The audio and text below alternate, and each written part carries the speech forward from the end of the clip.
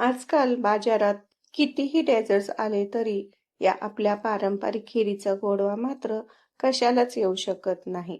होय ना? उकळत्या दुधाचा सुगंध, बारीक तांदळाची मऊसर गोडी, साखरेच्या कणात दडलेलं प्रेम आणि वेलचीच्या सुवासात दडलेल्या खूप साऱ्या आठवणी. आज अशीच आपण बनवली ही म्हणजे तांदळाची खीर. चला रेसिपी पटकन बघूया. साधी सोपी आहे. जाड बुडाच्या भांड्यामध्ये 1 लिटर आपण दूध गरम करायला ठेवलंय. त्यानंतर आपण एक मस्त असा सुवासिक तांदूळ घेतलेला आहे. धुवून घ्यायचा, निथळून घ्यायचा. थोड्याशा तुपावर छान असा सुगंध येईपर्यंत परतून घ्यायचा आणि त्यानंतर आपण ह्याला मिक्सरमध्ये लगेच टाकायचा आणि बारीक करून त्याचा रवा करून घ्यायचा.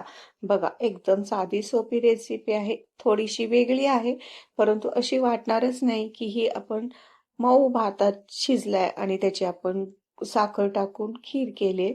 तर अशा पद्धतीने न करता आपण इथे वेगळ्या पद्धतीने करतोय. दूध उकळल्यानंतर केलेला तांदळाचा रवा टाकायचा, आवडीनुसार ड्रायफ्रुट्स टाकायचे. 10 ते 15 मिनिटं छान असा हा भात शिजून घ्यायचा.